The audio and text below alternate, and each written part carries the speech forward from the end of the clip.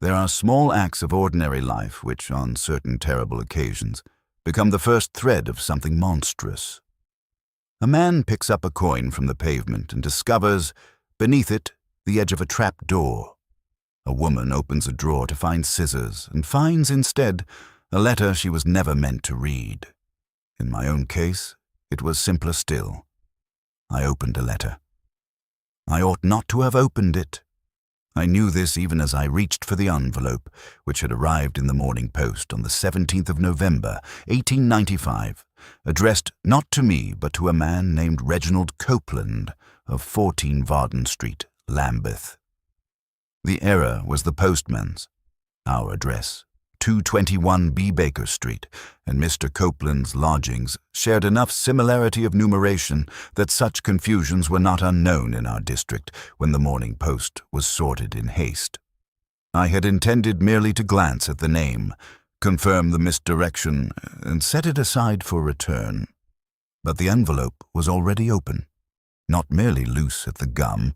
It had been cleanly separated at the fold, as though by someone who understood the business of opening other people's correspondence without leaving obvious signs of tampering.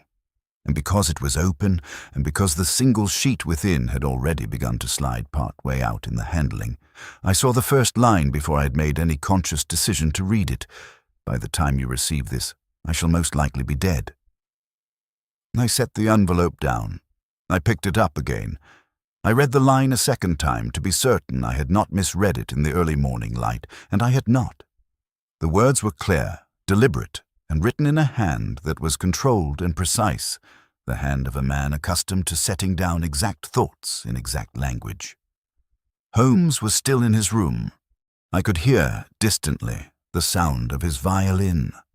The slow, searching phrases he played when he was not so much performing music as using it to think, drawing the bow across the strings in long, meditative strokes that had no melodic ambition beyond the working out of whatever occupied his mind. I sat down at the breakfast table, with the letter in my hand and the morning sun coming sideways through the window, and I read the whole of it. It was not long.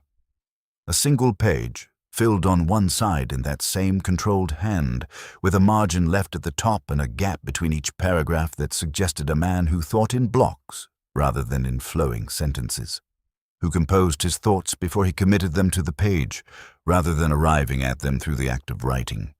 By the time you receive this, I shall most likely be dead. I do not say this for effect or from any tendency toward melodrama. I say it because it is the most accurate statement of probability I can make given what I know and what I have done. You will find, when the time comes, that questions will be asked about my death which cannot be answered by ordinary means. The answers exist, but they will not be found in the places people are accustomed to look. They will be found in 3 places: in the house of a man whose name I will not write here, because the letter may be intercepted, in a document which is not a document, and in the memory of a woman who believes herself forgotten. I've done something I am not certain was right. I'm certain it was necessary. The distinction, at this stage, matters less than I once supposed. If I am wrong about the timing, if you receive this while I am still alive, then disregard it. Burn it. Tell no one. I may yet resolve matters without the worst occurring. But if I am right, and you are reading this after the news has reached you, then what I ask of you is this: do not allow them to call it natural causes. It was not natural. Nothing about this was natural. Your friend, R.C. I sat with the letter in my hand for some time after I had finished reading it. The violin in the next room had fallen silent. I heard Holmes's step on the floorboards, the particular uneven rhythm of a man who has spent all morning in one position and whose legs have not yet remembered what walking requires of them. The door opened, and he appeared in his dressing gown, holding his pipe, looking at me with an expression of alert curiosity that told me immediately he had registered something unusual in my posture. "Watson," he said, "what have you got?" "A letter that was delivered to us by mistake." I held it out. It was addressed to a man in Lambeth. and it was already open when it arrived. Holmes took the letter. He did not read it in the way that ordinary people read, progressing word by word, sentence by sentence, allowing meaning to accumulate. He absorbed it in a single, comprehensive glance, the way a chess player reads a board, seeing not the individual pieces, but the whole configuration and all its implications simultaneously. Then he read it again, more slowly, and this second reading was a different kind of exercise, the confirmation and annotation of what the first had already registered. "Sit down," he said without looking up. "I'm sitting down." "Then stay sitting down." He folded the letter along its original crease and set it on the table. "This Copeland, the name means nothing to you?" "Nothing whatsoever." "Nor to me. The handwriting is educated but not formally schooled. Self-taught, I would say, or educated in an environment that valued precision over elegance. A man who learned to write for function rather than for display. The paper is good quality. Not cheap, not ostentatious. The ink is fresh, probably written within the last 3 to 5 days. There is a small tremor in the final paragraph that is not present in the first 2. He was not physically infirm when he began writing, but something disturbed his steadiness by the end. Fear, possibly, or the act of committing something irretrievable to paper. Some people tremble when they write things they cannot take back. He picked up the envelope and examined it under his lens. The address was written by the same hand. The envelope was opened. Do you see the gum along the fold? It has been moistened and re-dried, but the line is uneven here, at the left corner where it was resealed without quite sufficient pressure. Someone opened this letter, read it, and attempted to reseal it before it continued its journey. The postman. The postman had no motive. And a postman who steamed open letters for curiosity's sake would have taken more care with the resealing. This was done quickly by someone who was not primarily concerned with concealment, but with speed. They opened the letter, read it, made a decision, and sent it on, either because they concluded it was harmless to do so, or because they had already done what was needed, and the letter's continued journey was now irrelevant. "What do you mean, done what was needed?" Holmes looked at me with those pale, penetrating eyes. "The letter says that by the time Copeland's correspondent reads it, the writer will most likely be dead. The correspondent received it this morning, which means that either the writer is still alive and the letter is premature, or the writer is already dead. And whoever intercepted it knows this, because they are the reason he's dead." He paused. "Watson, we need to know 2 things immediately. First, who is Reginald Copeland of Varden Street, Lambeth? Second, whether anyone answering to the description of R.C. has died in the past several days." He dressed with his characteristic speed, the dressing gown exchanged for his coat and collar in under 4 minutes, his pipe transferred from hand to pocket, and his hat collected from the hook with the automatic precision of a man for whom all such preparations are so habitual as to require no conscious thought. By 9:15, we were in a cab heading south across the river. Lambeth was one of London's less fashionable southern districts, a working area that had never quite decided whether to be respectable or not, and had resolved the dilemma by being both simultaneously pockets of solid, decent terraced housing beside stretches of meaner streets where the houses were divided and redivided until each floor served as someone's entire existence. Varden Street fell somewhere in the better middle, a row of narrow 3-story houses that had seen brisker days but maintained a certain battered dignity, like old soldiers who have not entirely given up on appearances. Number 14 had a brass bell pull that had been polished recently and a step that was freshly whitened. Whoever kept this house took care of the visible things at least. I pulled the bell and we waited. The woman who answered the door was perhaps 55, with iron-grey hair beneath a plain cap and the kind of face that has been weathered by practical life into something more durable than beauty, but considerably more reliable. She looked at us with the cautious, measuring gaze of a woman who has long since learned that visitors bring trouble as often as not. "We are looking for Mr. Reginald Copeland," Holmes said. "We have a letter which was misdirected to our address." Something moved in the woman's face. Not surprise, more like the recognition of something she had been half expecting. "You'd better come in," she said. Her name, she told us, was Mrs. Elspeth Hobday, and she had been Copeland's landlady for 11 years. She showed us into a small parlor on the ground floor that smelled of lavender and coal smoke and was furnished with the careful economy of a woman who makes every pound earn its keep twice over. "I was going to send for the police today," she said. "I didn't know what else to do. Mr. Copeland hasn't been back since Thursday." "Thursday," Holmes repeated. "That is 4 days ago." "4 days, yes. He left in the evening, after supper, about 8 o'clock. And he said he'd be back by midnight at the latest. He was always very precise about those things. Very particular.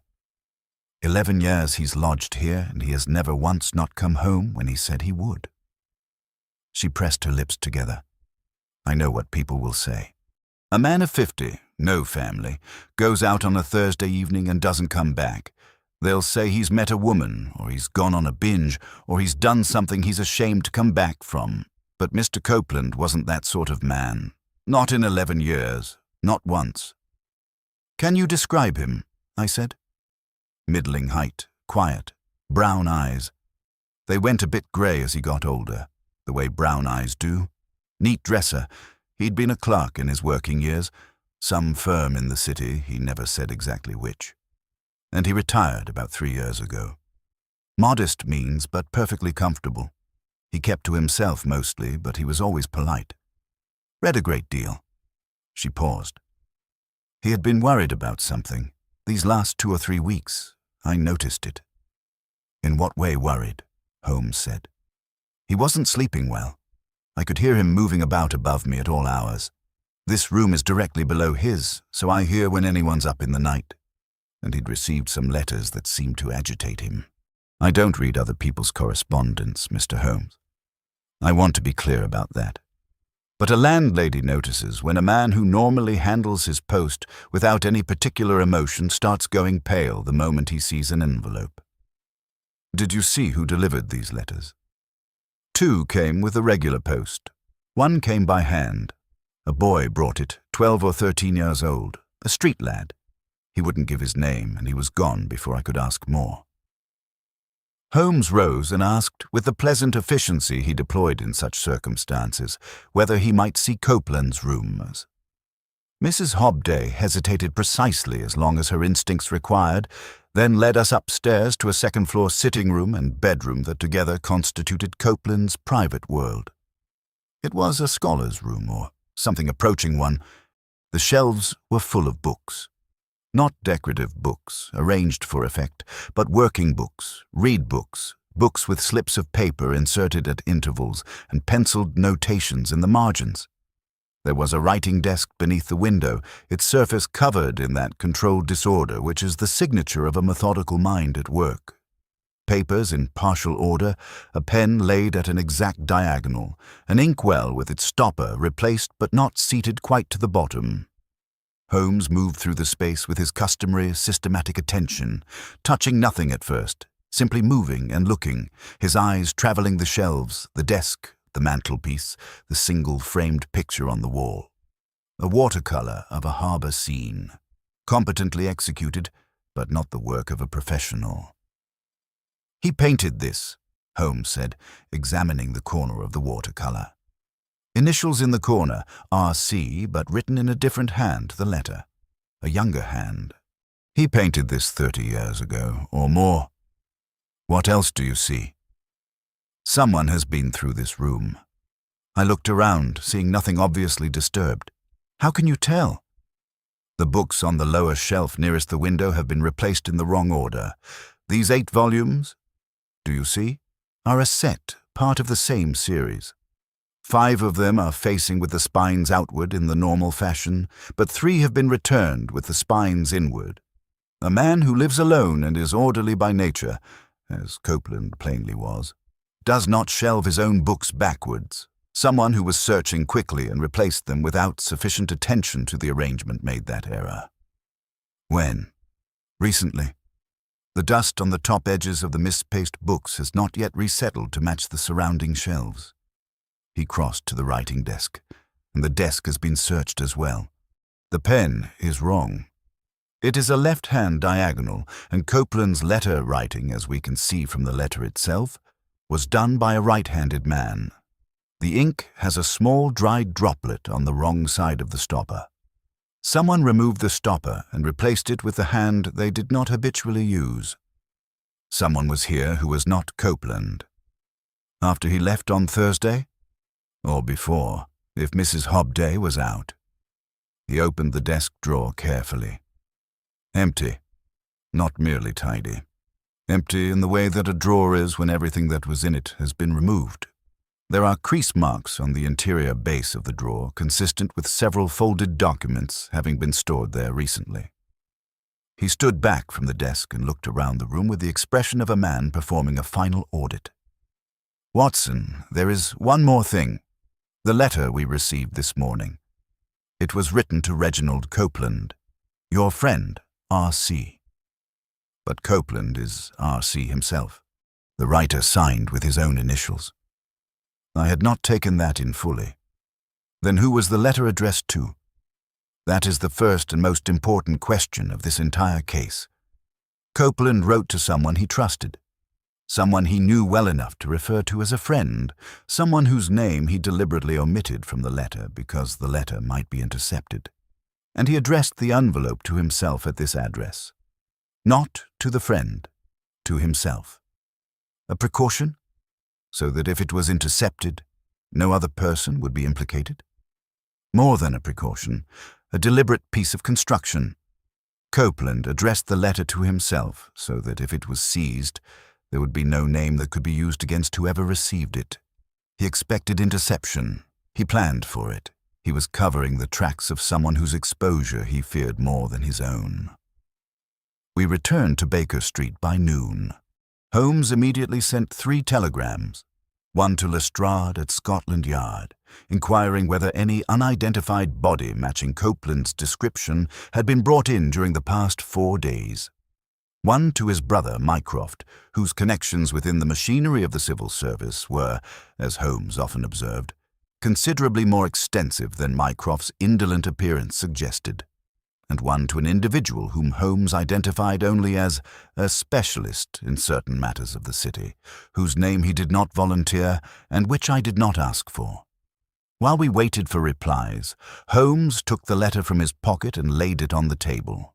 He read it a 4th time, then a 5th, with the focused absorption of a man extracting the last possible meaning from every word. 3 things, he said at last, setting it down. The letter gives us 3 things. A man whose name will not be written, a document which is not a document, a woman who believes herself forgotten. 3 clues that are deliberately stripped of identifying information. Stripped, yes, but not arbitrarily. Copeland was precise. He omitted these names because he feared interception, not because he didn't want his correspondent to understand them, which means his correspondent already knew what each of these referred to.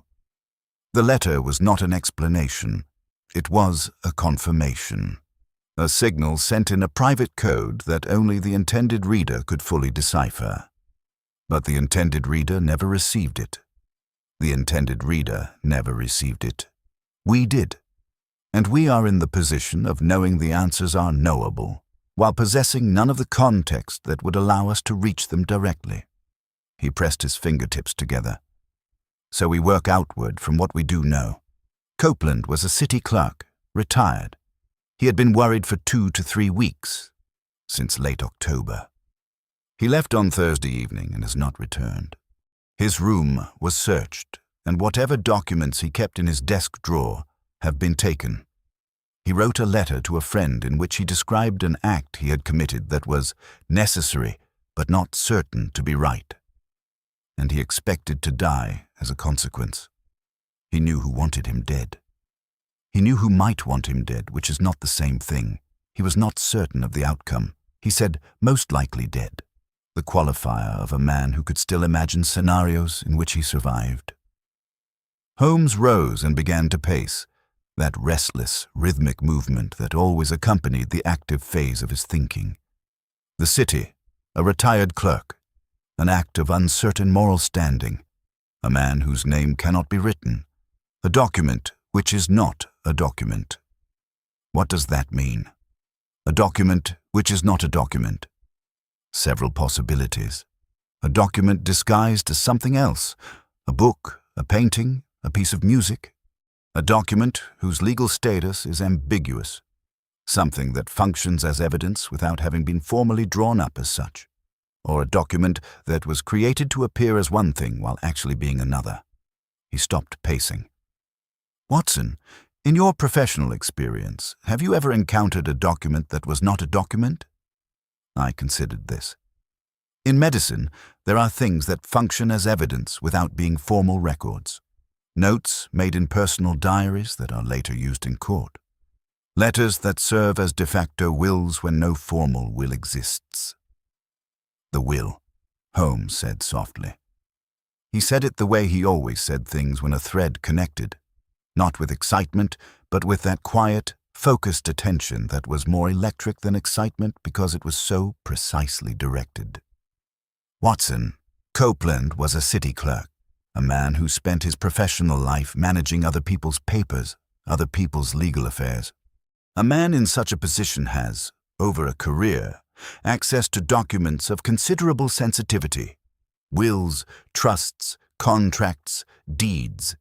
And a man who is retired still carries in his memory everything he ever handled. You think his secret is connected to something from his working life. I think his act, the act he described as necessary, the act that may have killed him, was almost certainly connected to something from his working life, and the document that is not a document is the key to whatever that act was. He crossed to the mantelpiece. We need the name of his employer. Lestrade's reply arrived first. It was brief and not encouraging. No unidentified male matching Copeland's description had been brought to any London mortuary in the past 4 days, but the inspector noted that this was not definitive, as bodies were occasionally not brought in immediately, and that he would make further inquiries with the Thames River Police, as the river was always the last resort of statistics. Mycroft's reply arrived an hour later, and it was, characteristically, not so much a reply as a deployment, a single telegram containing exactly the information Holmes had requested, and nothing else. Reginald James Copeland, formerly head copying clerk, Wickham Stroud and Mathers, solicitors, Lincoln's Inn. Retired July 1892.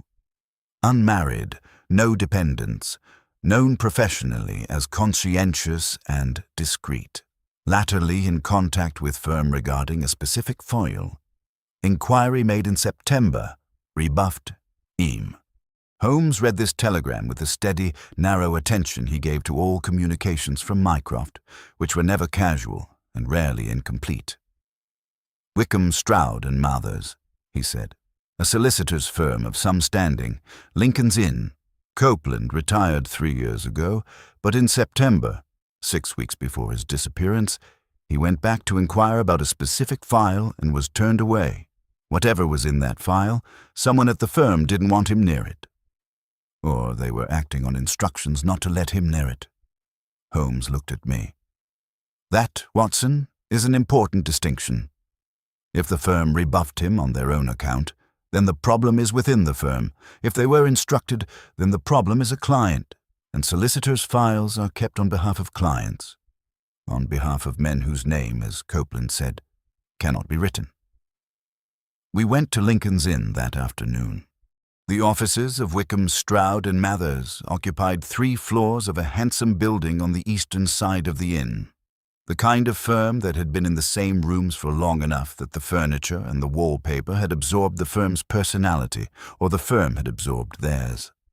The clerk who received us was a young man of careful manner who disappeared for several minutes after we presented our names and returned to say that Mr. Wickham would see us.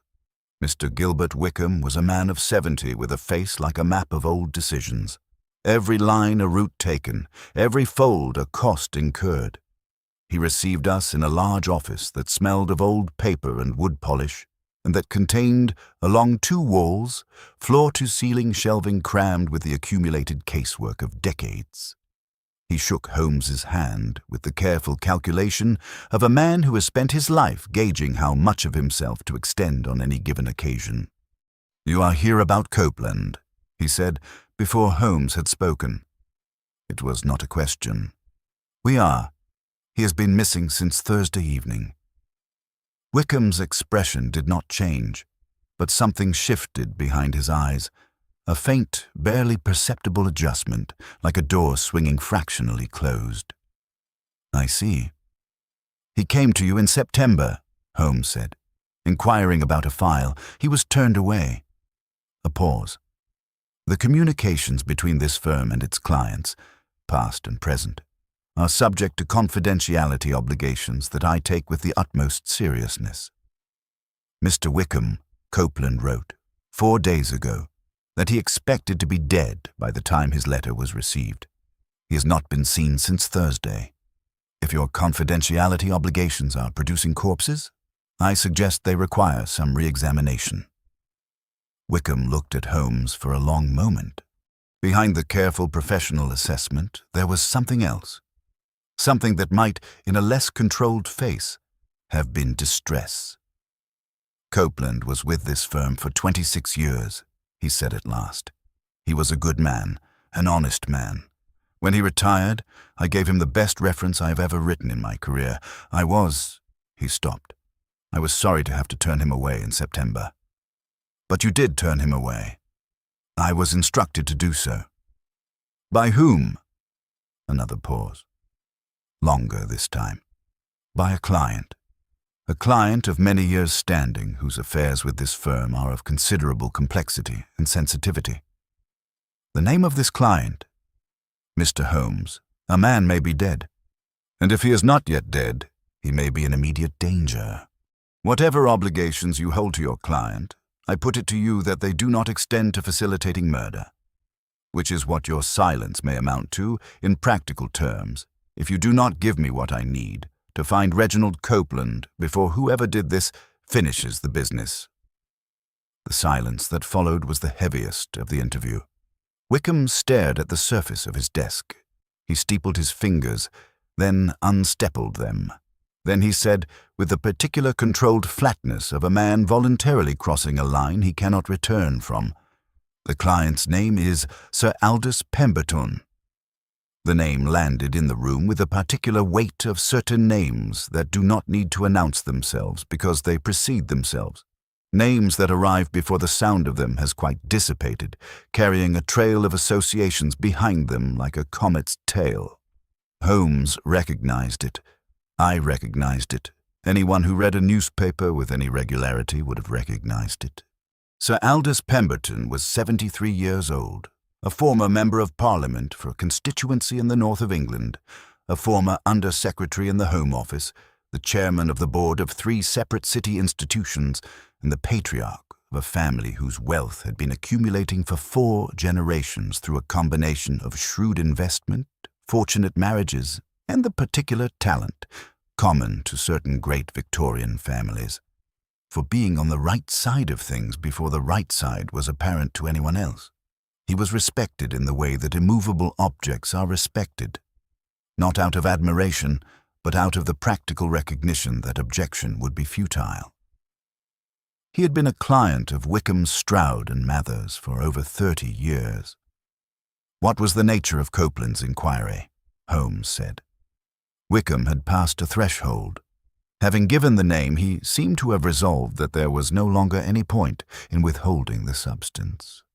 He came to ask about a file relating to the Pemberton estate, specifically to a trust arrangement that was established in 1872. He said he remembered certain details of the arrangement from his time with the firm, and that he had reason to believe those details had been altered. Altered in what way? He believed that a document within the trust file had been changed after it was originally drawn up, not formally amended, covertly altered. A page replaced, certain figures changed. He said he could prove this because he had made a copy. The room was very quiet. Outside, Lincoln's Inn went about its ancient business. The footsteps of barristers, the muted exchanges of men whose professional lives were built on the careful management of exactly these kinds of secrets. He had made a copy, Holmes said. He said so. He was a copying clerk, Mr. Holmes. That was his function for 26 years. He copied documents. He remembered what he copied. He said that he had, at the time the original trust document was drawn up, made a personal copy. Not an official one, simply a habit of his, a man who trusted his memory less than his handwriting, and that he still had it. He wanted to compare it against the file. And you refused him access. I informed Sir Aldous of the inquiry. Sir Aldous instructed me to deny access and to tell Copeland that the file in question had been archived and was not available. This was not true. The file is here, in this building, but I followed my client's instruction. Did you look at the file yourself, after Copeland came? A very long pause. Yes. And? Wickham's hands, which had been perfectly still throughout the interview, moved slightly on the surface of his desk. The trust document runs to 11 pages. The 8th page is on paper that is fractionally whiter than the surrounding pages. The typeface on the 8th page is of the same style as the rest of the document, but very slightly lighter in impression. Consistent with a different machine having been used, or the same machine with a new ribbon at a different tension. These are very small differences, Mr. Holmes. I'm not certain I would have noticed them if I had not been specifically looking. But having looked, what did you conclude? I concluded that there was a possibility. Not a certainty, not even a strong probability, but a possibility, that the 8th page was not original to the document. What is on the 8th page? The beneficiary designation for the principal capital of the trust. The name of the person who inherits the bulk of the Pemberton estate upon Sir Aldous's death. Holmes rose from his chair. He did not speak immediately. That was not his way when the full shape of a thing had just come clear. He stood for a moment with his back to us, looking at the shelved walls of files, and I watched him from across the desk and thought, as I had thought many times over the years, that there was something almost frightening about watching his mind work. The speed of it, the completeness, the way it moved from fragment to whole in the time it would take an ordinary man to understand the first fragment. Copeland spent 26 years in this firm, Holmes said, without turning around. He made a copy of this trust document when it was drawn up in 1872. He retired in 1892, carrying that copy in his possession. At some point between 1872 and now, the 8th page of the trust was replaced.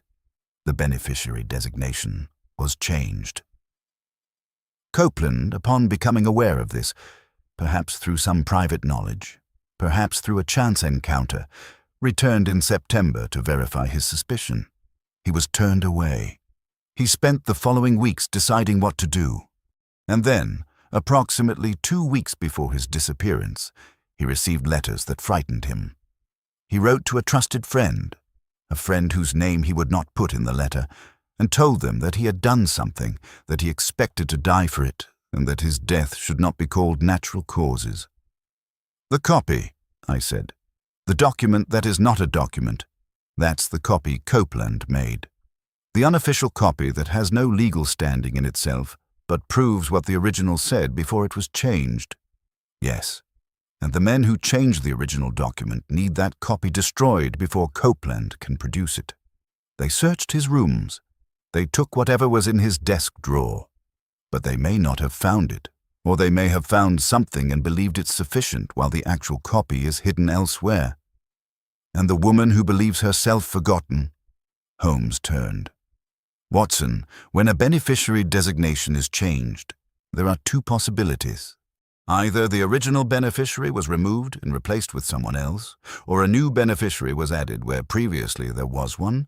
If the 8th page was forged, it is because the true beneficiary of the Pemberton Trust was someone whose claim Sir Aldous wished to erase. He looked at me steadily. A woman who believes herself forgotten. A woman who does not know she was once named in a document that was subsequently altered to exclude her. Before we could act further, the 3rd telegram arrived. It was from the Thames River Police, forwarded through Lestrade, and it concerned the body of a man recovered from the river at Waterloo Bridge on Friday morning, the day after Copeland had vanished. The body had been in the water for approximately 12 to 18 hours. No identification had been found. The man was in his early 50s, middling height, brown-grey eyes. He had been dressed in a good overcoat and solid shoes. He had not drowned. He had been strangled. "He is dead, then," I said. The confirmation was not a surprise. The letter had prepared me for it, but the reality of it settled into the room differently than the anticipation. There is always a gap between knowing a thing and knowing it. "He went to see someone on Thursday evening," Holmes said. He had become very still in the way of a pointer who has fixed his direction. He knew he was in danger, and he went anyway. He described his act as necessary. Whatever he did in those final weeks, whatever he gave to someone or showed to someone or told someone, was something he believed was worth dying for. He went to show the copy. Yes, to someone who would know what to do with it. Someone with the legal knowledge, the social standing, and the personal interest to act on what a retired copying clerk could not himself pursue. Holmes reached for his hat. "The woman who believes herself forgotten, Watson. Find her, and we find the person Copeland trusted with everything he knew." We went that evening to the offices of the one man in London whose access to the genealogical and social records of the English upper class was, in Holmes's estimation, unequalled. A retired Herald's College archivist named Turnbull, who kept rooms in Holborn and who received Holmes with the particular warmth of a man who has spent decades among the dead and is always glad of the living. Holmes put the question precisely. The Pemberton family, 1872, any significant change in domestic or personal circumstances that might have resulted in an alteration of testamentary arrangements. Turnbull consulted his indexes with the unhurried pleasure of a man entirely at home in his element. He produced, over the course of an hour, the following portrait. Sir Aldous Pemberton had married in 1865, a marriage that was by all accounts suitable and productive, resulting in 2 sons and a daughter. His wife had died in 1870. 2 years later, in 1872, the same year the trust was drawn up, Sir Aldous had entered into a second marriage. This second marriage was considerably less celebrated. His wife was a woman named Clara Voss, the daughter of a commercial printer from Islington, a woman of no particular social standing and no connection to the circles in which Sir Aldous moved. The marriage had caused a considerable degree of private scandal and had been managed with the maximum discretion that money and influence could provide. It had lasted 4 years. Clara Voss had died in 1876 of a fever in a house in the country that Sir Aldous had provided for her some distance from London. "Did they have children?" Holmes said. Turnbull ran his finger down a column of his notes. 1. A daughter, born 1873. The child would have been 3 when her mother died. He looked up. "I have no further record of the child. She doesn't appear in any of the Pemberton family documents from 1876 onwards. She would be 22 years old now. Her name. The mother's name is recorded as Clara Voss Pemberton. The daughter's name in the register of the parish where she was born is listed as," he consulted the page, "Eleanor Pemberton." Holmes said nothing for a moment. Then, a daughter of Sir Aldous's second marriage. Legitimate. He had married her mother, entitled, legally, to the same consideration as the children of his first marriage. and erased from the family record so completely that she has not appeared in any subsequent document for 19 years. She believes herself forgotten, I said. She doesn't know she exists. Not in any sense that the world recognizes. She was 3 years old when her mother died. She has grown up not knowing who her father was, or knowing it and having no proof. And in the trust document, as it was originally drawn up in 1872, before the 8th page was replaced, her name was almost certainly included. She was named as a beneficiary, and then someone changed the page. Sir Aldous himself, or someone acting on his instructions, or someone acting without his instructions, protecting interests that were not Sir Aldous' alone to decide. He stood. The trust does not simply benefit Sir Aldous. It benefits all the Pemberton heirs, the 2 sons from the first marriage, each of whom stands to receive considerably less if the inheritance is divided among 3 rather than 2. The elder son was Lord Edmund Pemberton, 47, married, a man of unexceptional character and very substantial inherited expectations, who had spent his adult life in the comfortable conviction that he knew exactly what his future held. The younger was Mr. Clarence Pemberton, 43, unmarried, a member of 2 clubs and several charitable committees, who had the slightly soft look of a man whose life had always been arranged by others to his comfort. Holmes obtained their addresses and made inquiries through channels that I did not entirely follow. A combination of Mycroft's connections and his own network of irregular intelligence gatherers who could move through the social landscape without attracting notice. What he learned was this. Edmund had been at his estate in Hampshire on the Thursday of Copeland's disappearance. His alibi was solid. Dinner with local gentry, verifiable by a dozen witnesses. Clarence had been in London. He had dined at his club until 9 o'clock. After that, his movements were unaccounted for.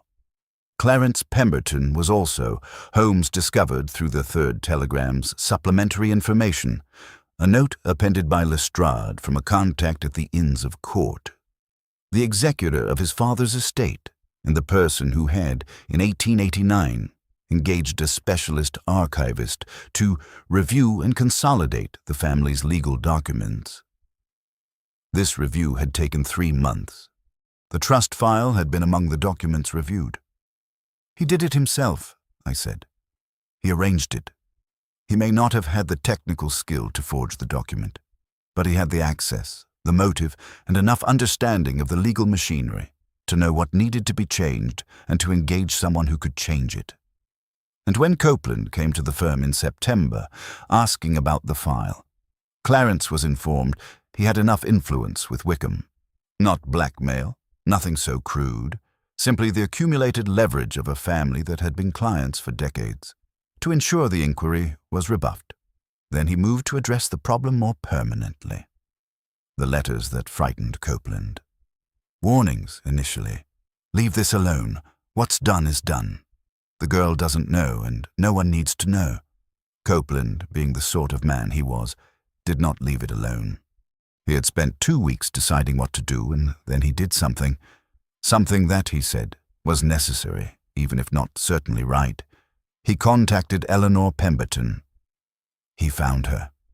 And he told her, and he went to show her the copy, the unofficial copy he had kept for 23 years.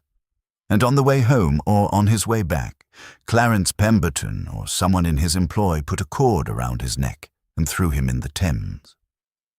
We went to find Eleanor Pemberton the next morning. She was not, as it turned out, difficult to find. Copeland had found her, and the record of how he had found her was in the one place the searchers of his room had not looked. Not in his desk, not in his bookshelves, but tucked inside the cover of his paint box, which sat, still dusty, on the top shelf of his wardrobe, untouched because nothing about a retired clerk's amateur watercolor supplies suggested the location of important documents. Mrs. Hobday had given us permission to search more thoroughly, and it was Holmes who found it. A folded slip of paper on which was written an address in Hackney, and beside it a name, E. Voss, seamstress. She had taken her mother's family name. She lived in 2 rooms above a draper's shop on Amherst Road where she did piecework. Fine sewing, alterations, the skilled labor of a woman who had learned a trade because there had been nothing else. She was 22 years old, and she had her father's bearing without knowing it. That quality of self-possession that sits in certain people like a natural authority, independent of anything they have achieved or been given. She opened the door to us in the mid-morning with the steady gaze of someone who has grown accustomed to opening doors, without knowing who will be on the other side, and has decided, long ago, not to let this show. "Miss Voss," Holmes said, "my name is Sherlock Holmes. I am here about a man named Reginald Copeland." Something shifted in her face. Not fear, not grief, but a bracing, the expression of a person who has been waiting for something to arrive and has now seen it come. "He told me someone might come," she said.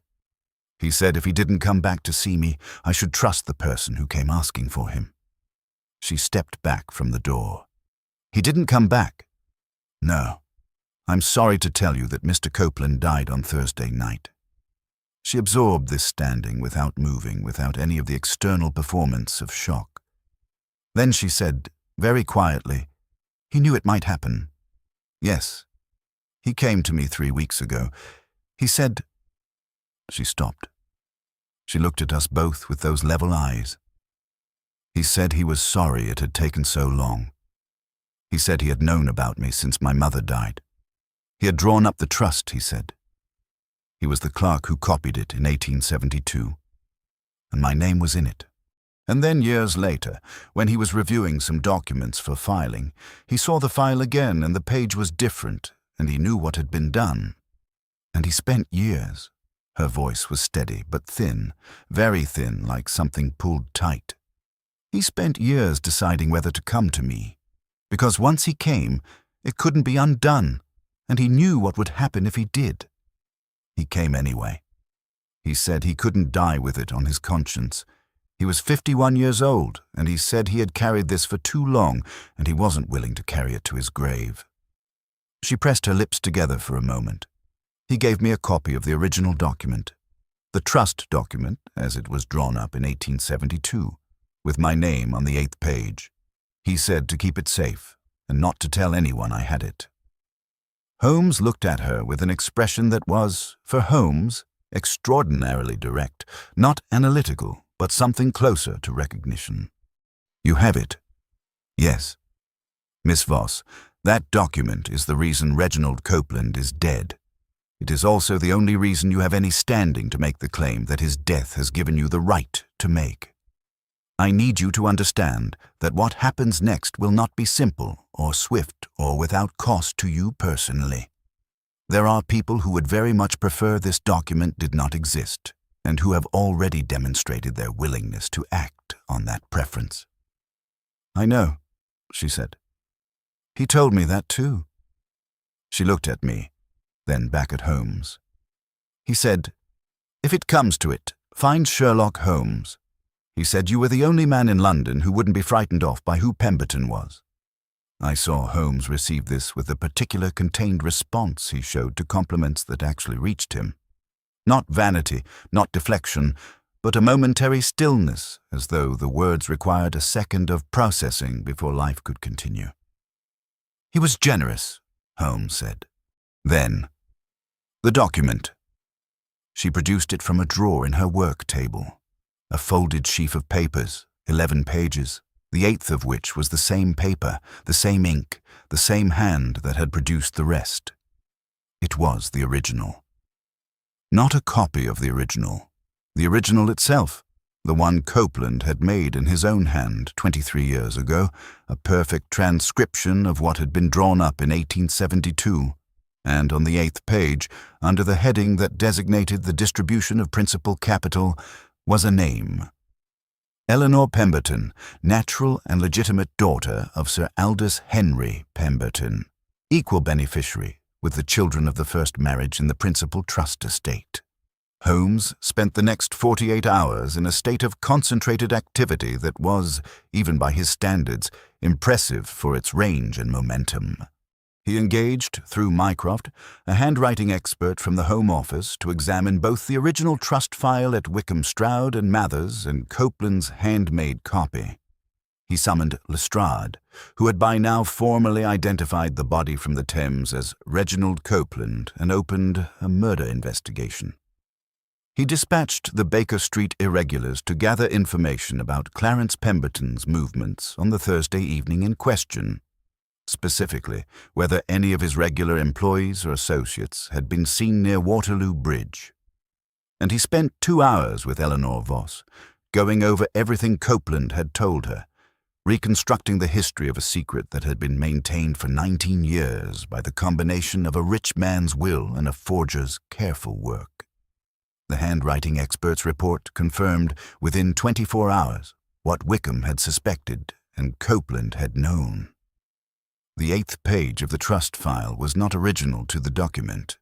The paper's composition was consistent with a later date, post-1880 at the earliest, and the typeface impression, while matching the style of the original, showed inconsistencies at the character level consistent with a different machine, specifically one with a worn character block for the letter E, which appeared fractionally higher than the baseline throughout the forged page.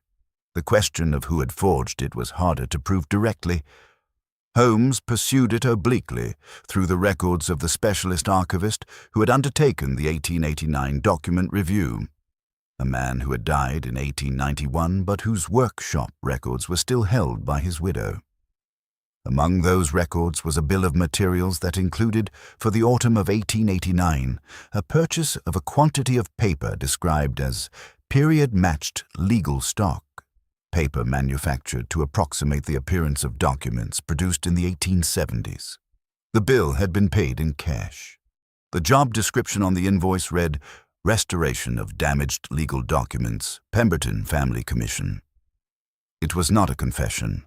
It was a trail of crumbs laid by a dead man's paperwork, and by itself it would not have convinced a jury.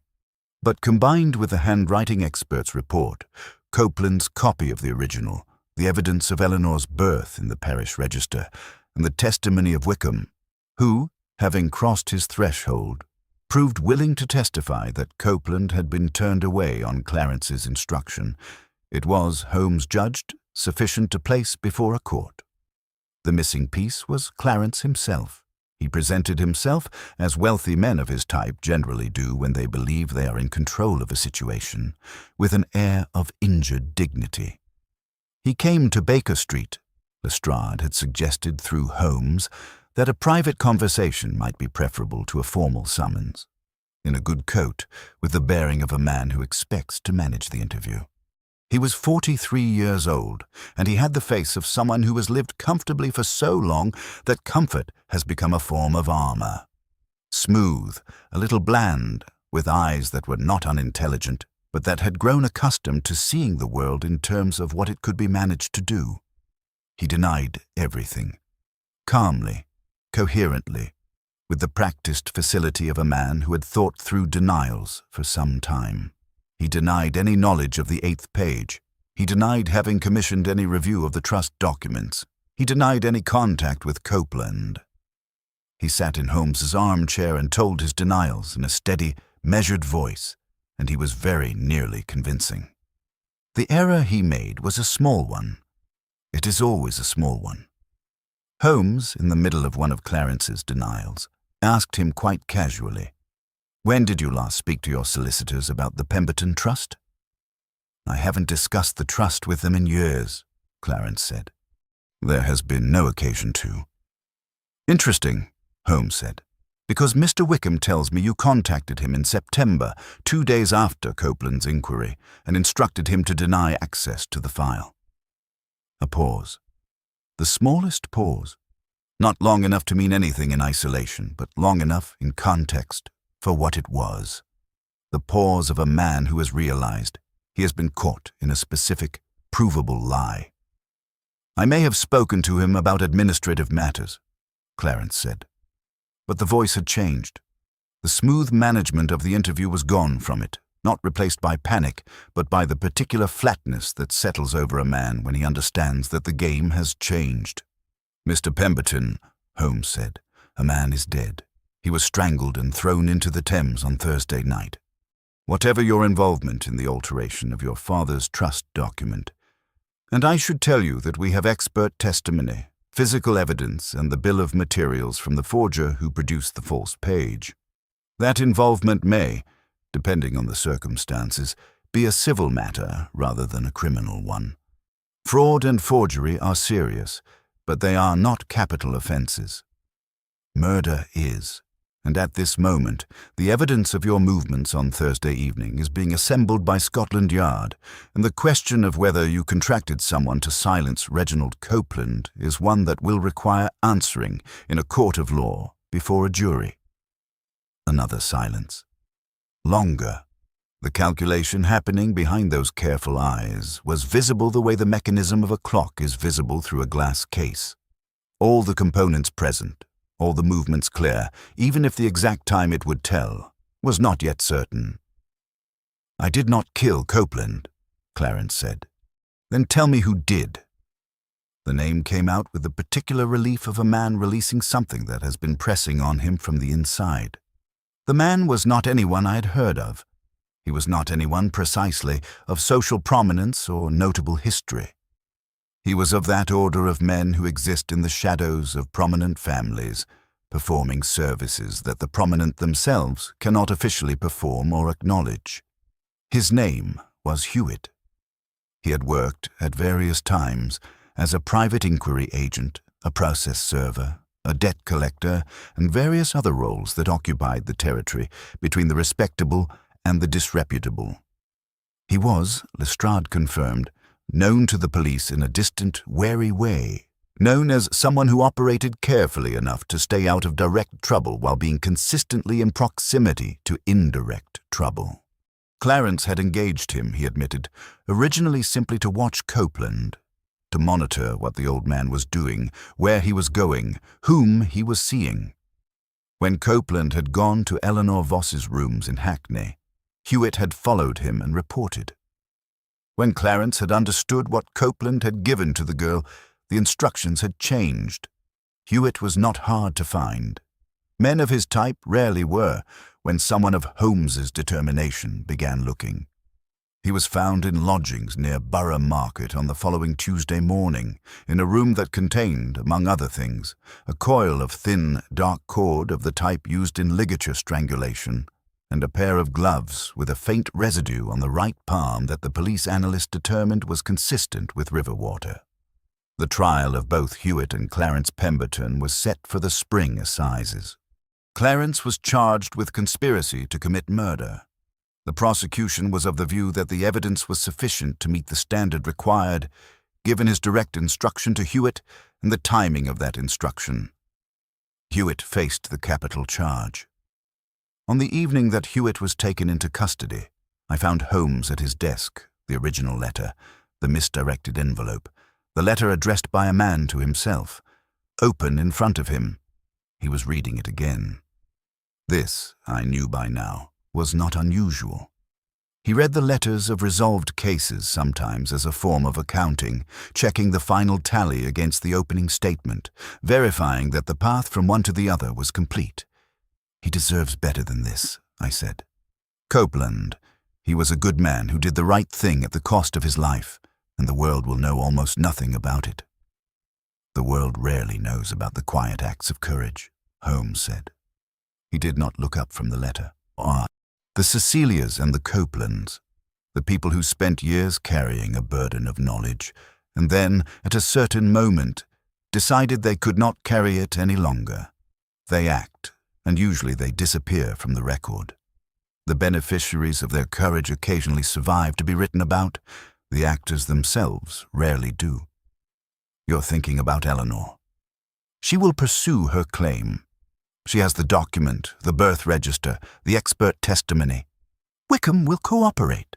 The legal process will be slow and expensive and contested, but she has a strong case, and Sir Aldous, who is old and ill and knows nothing of what has been done in his name, or who perhaps knows and has chosen not to know, which is a different and worse kind of ignorance. Sir Aldous will not live to see it concluded. He paused. But she will conclude it. She is that sort of woman. Like her father. Holmes looked up then. Like herself. She has been surviving on her own terms since she was 3 years old. She doesn't require anyone's inheritance for that. But she is entitled to it, and Copeland died to make certain she knew it. He folded the letter carefully along its original creases. He placed it back in its envelope. Then, rather than filing it, he held it for a moment, his long fingers resting over the address written in Copeland's controlled hand. The man's own name and address, the letter written to himself, a code that had misfired in the most fortunate possible way. "One more thing," I said. "The letter. He said he might still resolve matters without the worst occurring. What was he hoping for?" "He was hoping Clarence would see sense," Holmes said. "He was hoping that confrontation with the evidence, with Eleanor, with the copy, with the prospect of exposure, would produce a settlement rather than a murder. He had more faith in human reasonableness than the evidence of human history quite warrants." He set the envelope down. He was wrong about that, but he was right about everything else. He was right to trust us. He trusted whoever received that letter. He could not have known it would be us. Holmes picked up his pipe. But yes, as it happens, he was right to trust us.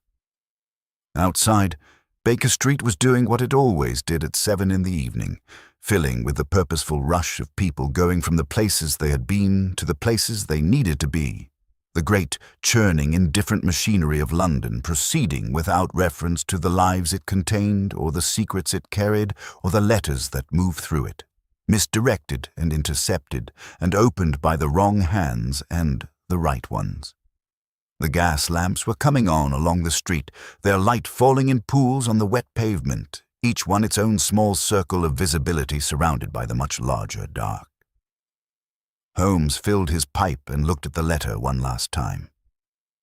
"Your friend, R.C.," he read aloud, very quietly. He signed it your friend. Not your colleague, not your associate, your friend. He set the letter down and reached for his matches. He had no one else to send it to. The match flared. The pipe caught. Holmes settled back in his chair with the letter in front of him and the fire at his back. And the room was quiet, and the evening continued as evenings do, beyond the reach of what had been resolved.